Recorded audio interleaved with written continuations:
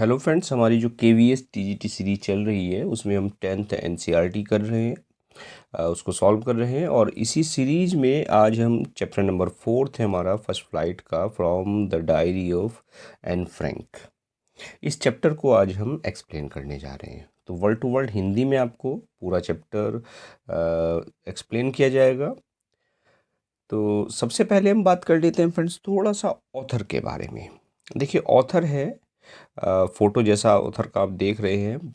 Author का नाम है एन फ्रैंक। और बात अगर करें तो वो एक जर्मन डायरिस्ट थी और ज्यूइश गर्ल है। क्या है फ्रेंड्स? Jewish girl. और एक जर्मन डायरिस्ट थी जो नीदरलैंड्स गई अपनी फैमिली के साथ 1933 में। जो नाजी परसिक्यूशन था, यानी नाजी अत्याचार था, उससे बचने के लिए। और बेल्सन कंसंट्रेशन कैंप में ही उसकी डेथ हो गई थी। तो इस डायरी को, जो डायरी इस ऑथर ने लिखी, इसको 1947 तक छिपा के रखा गया। उसके बाद ये जो है पब्लिश हुई। क्लियर? तो बात करें ऑथर की अगर लाइफ स्पेन की, तो लाइफ स्पेन भी ऑथर का छोटा सा रहा। देखिए, 1929 से लेकर और 1945, यानी 1929 से 1945। तो मात्र आप देखें 16 ईयर्स है, 16 साल की बच्ची है जो ऑथर रही है यहाँ। और इसने ये जो डायरी की, हर डायरी की जो इस डायरी की जो एंट्री की है वो डियर किटी के नाम से सारी एंट्री इसकी की है। तो ये अपनी डायरी को नाम देती है किटी। क्लियर? पहले यहाँ एक बार ऑथर ने यहाँ जो करेक्टर्स मेंशन किए हैं इस लेसन में, उनको जान लेते हैं कौन क्या है। सबसे पहले बात तो ऑथर की करें, एन फ्रैंक। एन फ्रैंक एक ज्यूइश गर्ल है और डायरी की नरेटर है। दूसरा हो गया किटी। किटी क्या हो गया? एक इमेजिनरी फ्रेंड हो गया ऑथर का। क्लियर?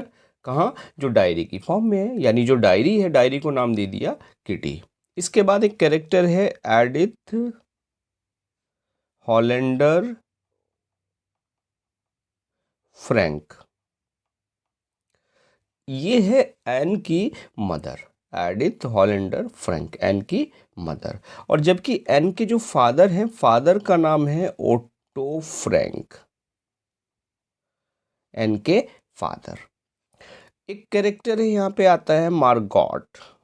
मार्गॉट है एन की जो एल्डर सिस्टर है, एन से 3 साल बड़ी है, 3 ईयर्स एल्डर। एक कैरेक्टर है यहाँ पर फ्रेंड्स कूपरस, मिसेज कूपरस।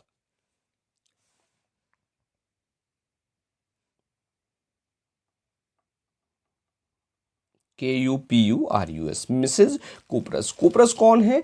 जो एन का जो स्कूल है उसकी हेड मिस्ट्रेस है, यानी एन की हेड मिस्ट्रेस है कूपरस। एक कैरेक्टर आता है यहाँ मिस्टर केसिंग।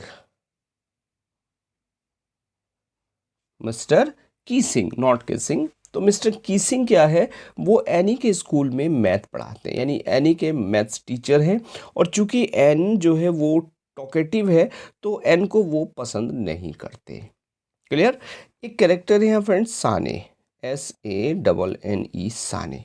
साने क्या है? एन की फ्रेंड है, जो एन की लिखने में, जब वो एक ऐसे लिखती है वर्ड्स में, तो उसमें वो उसकी हेल्प करती है।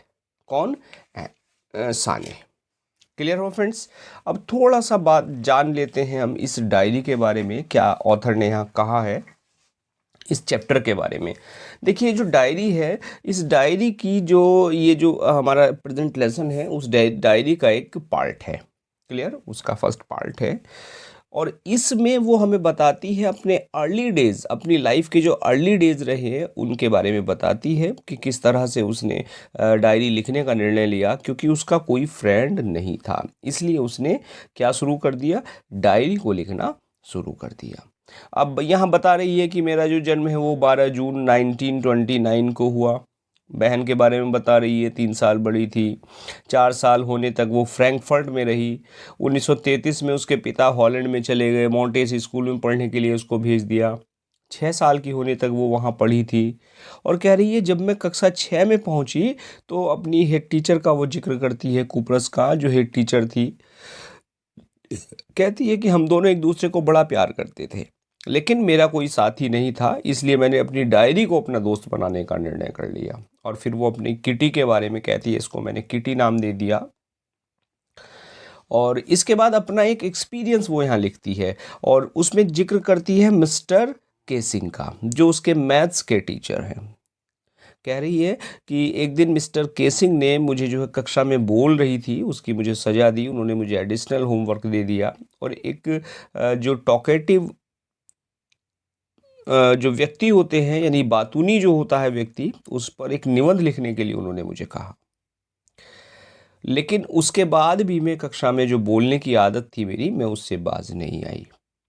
फिर उन्होंने क्या किया, मुझे एक क्वेक क्वेक क्वेक वाला एक निबंध लिखने के लिए कहा, उस टाइटल पे कहा। तो इसको मैंने काव्य रूप में लिख दिया। जो एक जो फीमेल डक थी और उसका एक डक और ड्रेक था, उनके बच्चे थे, उसके बारे में लिख दिया। क्लियर? तो ये जो मैंने लिखा, तो इसको पढ़ने के बाद जो मिस्टर किसिंग है वो मेरे पे हंसे। तो इस तरह वो अपना जो पहला जो स्टार्टिंग है इस डायरी की, उसको यहाँ ऑथर्स जो है वो बता रही है। क्लियर? तो चलिए अब टेक्स्ट को थोड़ा सा पढ़ लेते हैं। ये तो हमने जान लिया इसका क्या है, कैसे है।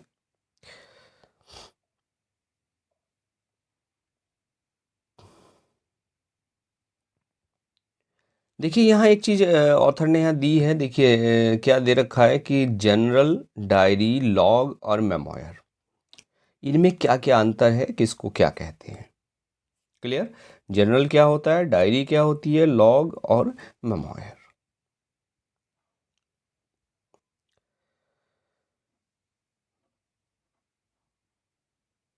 चलिए अब आ जाते हैं हम टेक्स्ट पर। कह रही है, देखिए, writing in a diary is a really strange experience for someone like me.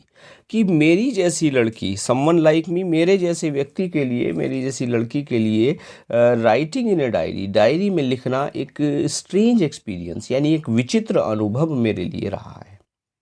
Not only because, इसलिए नहीं कि I have never written anything before, कि मैंने कभी पहले कुछ नहीं लिखा इसलिए नहीं, but also because it seems to me that later on neither I nor anyone else will be interested in the musings of a 13 year old school girl.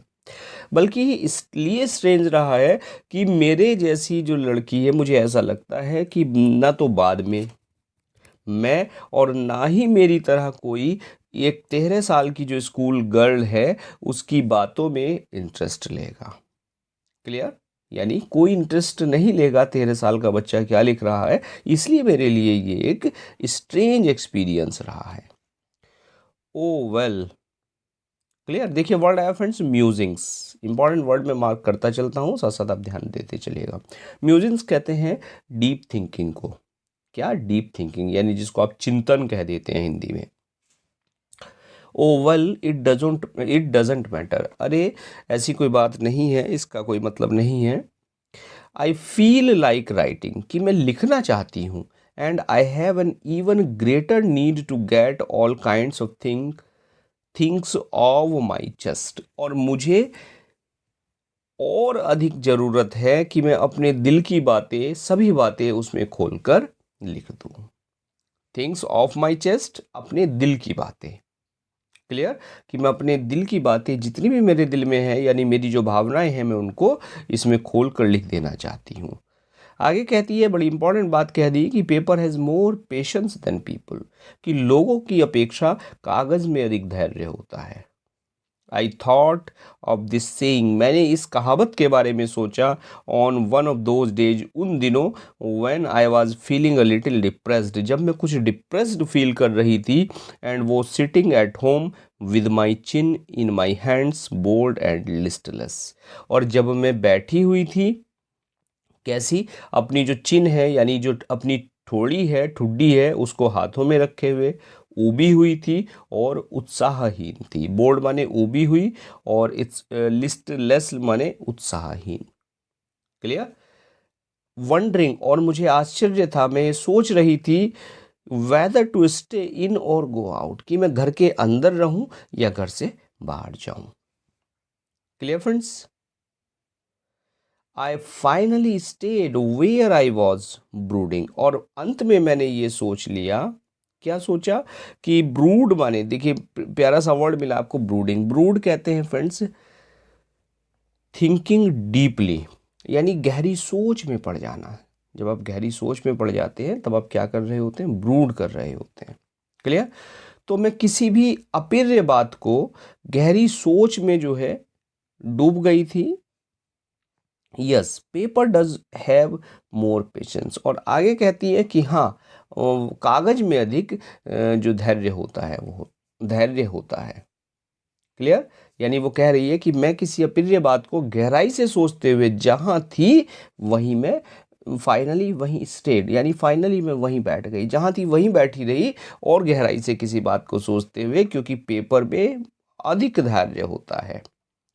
And since I am not planning to let anyone else read this stiff-backed notebook, grandly referred to as a diary, और कह रही है कि आई am not planning, मैं योजना नहीं बना रही थी कि कोई इस नोटबुक को, कैसी नोटबुक, स्टिफ बैक्ड यानी जिसकी जो जिल्द है वो कठोर हो। स्टिफ कहते हैं फ्रेंड्स कठोर, और बैक जानते हैं कि ऐसी नोटबुक जिसकी जो बैक है वो कठोर थी, जिसको क्या कहा जाता है, grandly referred to as a diary, जिसको ग्रैंडली आप डायरी कहते हैं।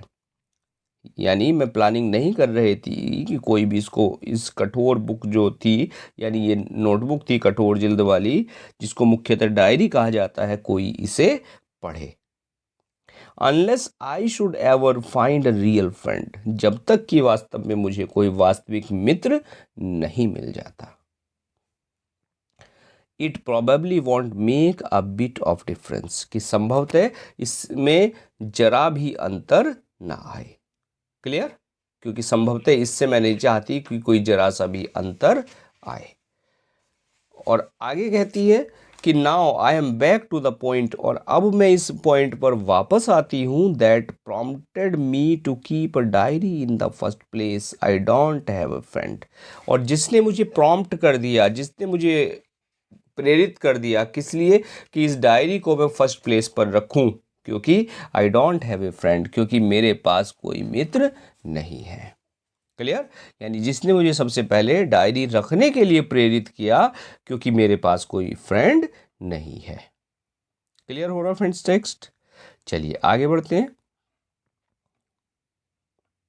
Let me put it more clearly, और मुझे इस बात को और स्पष्ट रूप से कहने दीजिए कि since no one will believe, कि कोई भी, चूंकि कोई भी विश्वास नहीं करेगा, that a 13 year old girl is completely alone in the world, कि 13 साल की, लगभग 13 साल की लड़की संसार में पूर्ण रूप से अकेली है।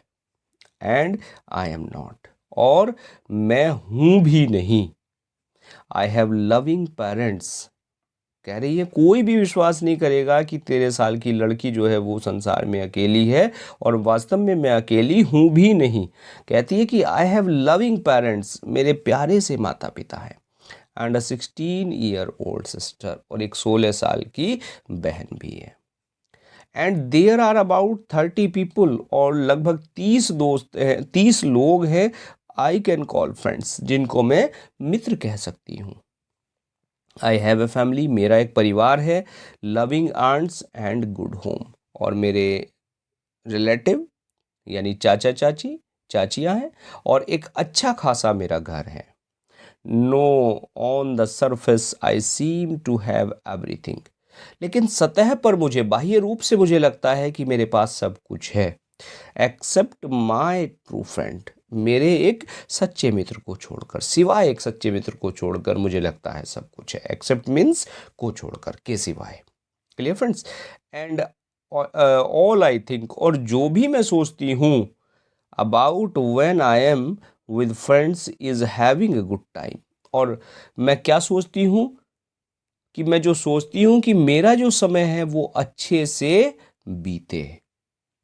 आई can't bring myself to talk about anything. और कह रही है अच्छे से बीते, इसके बाद मैं किसी चीज के बारे में बातचीत करना नहीं चाहती, but ordinary everything, everyday things, बल्कि जो सामान्य चीजें हैं, दिन प्रतिदिन की जो साधारण चीजें हैं, उनके सिवाय मैं किसी और चीज के बारे में बातचीत करना नहीं चाहती। कि we don't seem to be able to get any closure.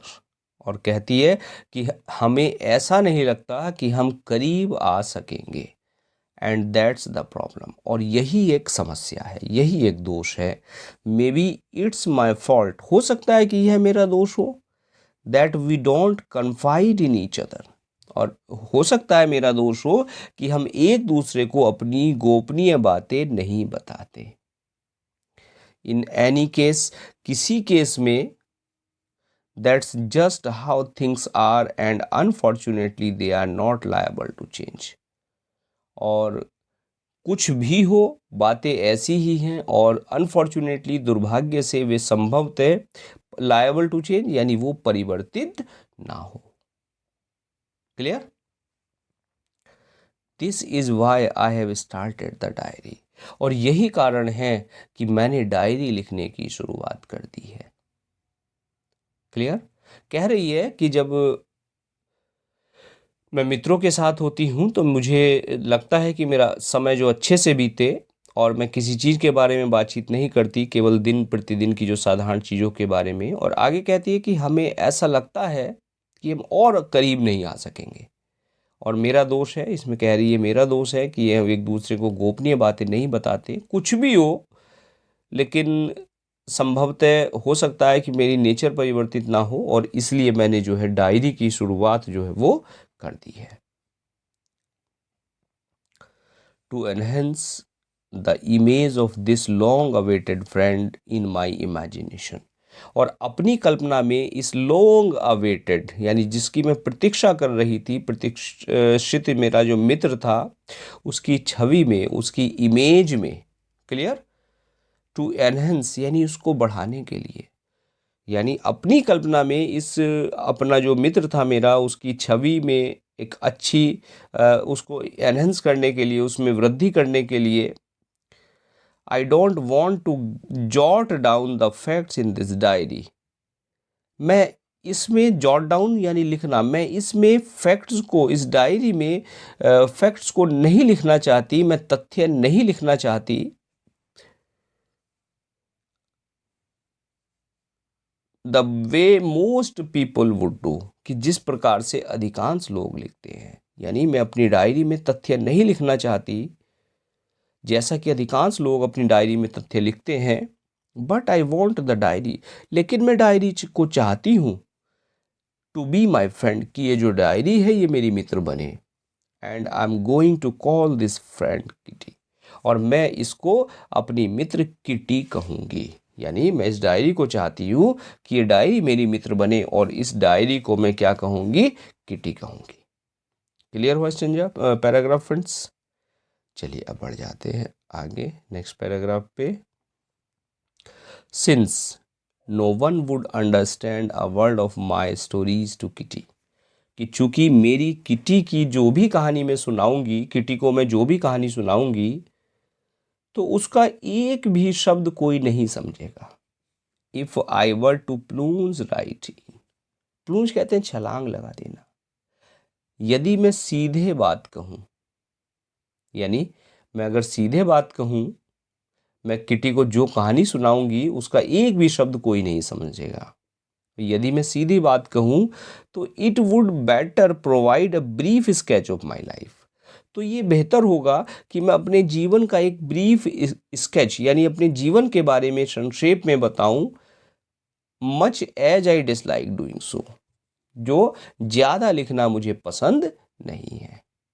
Clear? क्योंकि मुझे ज़्यादा लिखना पसंद नहीं है, इसलिए मैं अपने जीवन के बारे में संक्षेप में इस किटी को बताऊं। और बताती है, देखिए क्या कहती है कि माई फादर, मेरे पिताजी, द मोस्ट एडोरेबल फादर, कि जो एडोरेबल फादर थे, एडोरेबल कहते हैं बिल्कुल सम्मान के योग्य, सम्मानित। क्लियर फ्रेंड्स, कि मेरे सम्मानित जो पिताजी थे, आई हैव एवर सीन, जिनको मैंने कभी देखा, कि यानी मेरे पिताजी जिन्हें मैंने हमेशा सम्मान दिया, didn't marry my mother until he was 36 and she was 25। और यानी मेरे पिताजी ने 36 वर्ष की आयु में मेरी माता, जो उस समय कितनी थी, 25, मेरी माँ 25 थी, फादर मेरे 36 थे, उन्होंने उनसे शादी की। And my sister Margot was born in Frankfurt in Germany in 1926। और मेरी जो सिस्टर थी वो फ्रैंकफर्ट में 1926 में पैदा हुई। आई वॉज बॉर्न ऑन 12 जून 1929, मैं 12 जून 1929 को पैदा हुई। I lived in Frankfurt until I was 4। और 4 साल की एज तक, 4 साल की उम्र तक मैं फ्रैंकफर्ट में रही। माई फादर एमिग्रेटेड टू हॉलैंड इन 1933। और मेरे पिताजी कहाँ गए, हॉलैंड में चले गए 1933 में। इमिग्रेटेड होता है फ्रेंड्स जब स्थायी रूप से जाकर आप दूसरे देश में बस जाते हैं, तब आप कहते हैं इमिग्रेटेड। Clear, EMI। और अगर IM हो इसकी जगह तो स्पेलिंग हो जाती है जब आप किसी दूसरे देश से आके अपने देश में बस जाते हैं।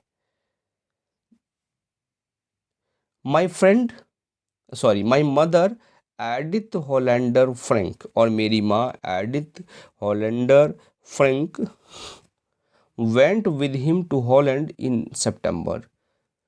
तो मेरी माँ हॉलैंड उनके साथ सितंबर में गई। While Margot and I were sent to Aachen to stay with our grandmother. और जबकि मुझे और मेरी जो सिस्टर थी उसको भेजा गया, मार्गॉट को और मुझे दादी के पास रहने के लिए कहाँ भेजा गया, आचन, ये जगह का नाम है, आचन भेजा गया। मार्गॉट वेंट टू हॉलैंड इन दिसंबर, मार्गॉट दिसंबर में हॉलैंड में गई। एंड आई फॉलोड इन फरवरी, और मैं फरवरी में हॉलैंड गई। When I was plucked down on the table as a birthday present for Margot. और फरवरी में गई जब मैं मार्गरेट के जन्मदिन के उपहार के रूप में क्या कर दिया गया, मुझे पटक दिया गया। क्लियर फ्रेंड्स, वर्ड प्यारा सा मिला आपको, प्लंक्ड डाउन। प्लंक डाउन होता है थ्रू डाउन। क्लियर, फेंक देना, पटक देना जिसको आप कहते हैं, प्लंक डाउन। क्लियर फ्रेंड्स, तो कह रही है कि मेरी जो सिस्टर थी उसके बर्थडे प्रेजेंट के रूप में मुझे वहाँ पटक दिया गया। आई स्टार्टेड राइट अवे, और मैंने शुरू किया सीधा at the Montessori nursery school. Montessori nursery school से मैंने पढ़ाई शुरू की। देखिए मोंटेसरी की स्पेलिंग बड़ी प्यारी है, याद कर लीजिएगा इसको, SS में आता है। आई स्टेड देयर, मैं वहाँ रही। अंटिल आई वॉज 6, कब तक, 6 साल की एज तक, 6 वर्ष की उम्र तक मैं वहाँ रही। At which time I started in the first form, और मैंने वहाँ पहली कक्षा की पढ़ाई शुरू कर दी। In the 6th form, form कह रही है यहाँ क्लास के लिए, first form, 6th form. Clear, और 6ठी कक्षा तक my teacher was Mrs cuprous the head mistress. मेरी जो टीचर थी वो कौन थी, श्रीमती क्यूप्रस थी, जो हेड टीचर थी। At the end of the year, और वर्ष के अंत तक, we were both in tears, हम दोनों आंसुओं में थे। Clear, as we said a heart breaking farewell, और जब हमने हार्ट ब्रेकिंग फेयरवेल यानी 6ठी कक्षा में मेरी जो टीचर थी, जब उनको मैंने फेयरवेल किया तो एक दूसरे को हमने हार्ट ब्रेकिंग यानी दिल तोड़ देने वाली, कहते बस जी भर आया, आँखों में आंसू लेकर मैंने उनसे विदाई ली। आगे कहती है कि इन द सितंबर 1941, सितंबर 1941 में ग्रैंडमा फेल इल, मेरी दादी बीमार हो गई। ग्रैंड मदर को ग्रैंडमा लिखा है ऑथर ने।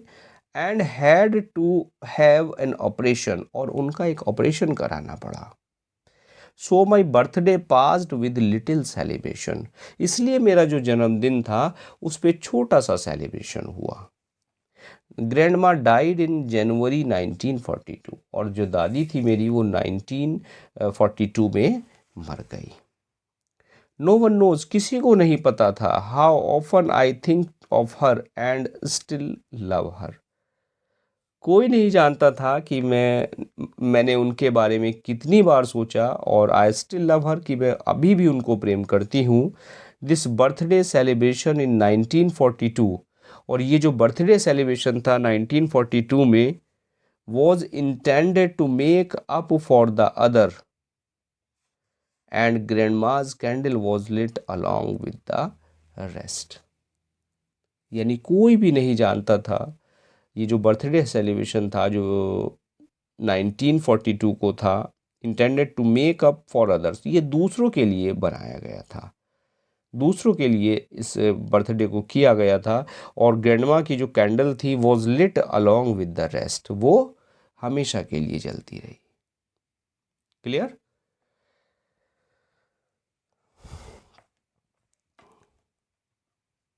द फोर ऑफ अस, और हम में से चार, आर स्टिल डूइंग वेल, हम अभी भी ठीक थे, ठीक चल रहे थे।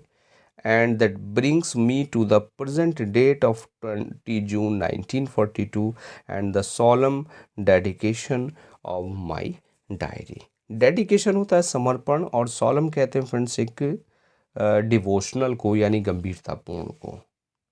और कह रही है कि हम चारों में से हम अभी भी ठीक हैं। और मैं अगर कहूँ that brings me to the present date, और जो मुझे वर्तमान में 20 जून 1942 और मेरी जो डायरी है, डायरी का जो एक डेडिकेशन है, सोलम डेडिकेशन है मेरी डायरी का, उस पे मैं कार्य प्रारंभ कर रही हूँ। अपनी डायरी को मैं 20 जून 1942 से, वर्तमान से मैं शुरू कर रही हूँ। क्लियर? तो ये 2 पैराग्राफ हमने इस लेसन के लिए, थोड़ा लेंथी लेसन है, आगे जो आधा लेसन हम लगभग कर चुके हैं, बाकी को नेक्स्ट वीडियो में हम कवर करेंगे। तो आई होप आप एंजॉय कर रहे हैं टेक्स्ट को।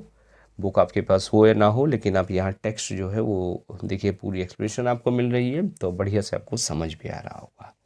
तो चलिए फ्रेंड्स, और हाँ, अभी तक million minds English application download नहीं किया है, उसको डाउनलोड कर लीजिएगा। वहाँ भी आपको जल्दी ही एक एमसीक्यू सीरीज केवीएस की मिलने जा रही है, वो प्रिपेयर हो रही है। तो चलिए फ्रेंड्स, और चैनल को सब्सक्राइब नहीं किया क्या है, जल्दी सब्सक्राइब कर लीजिएगा, ताकि जो फैमिली है जल्दी से 100K पहुँचे हमारी। And now thanks for watching this video.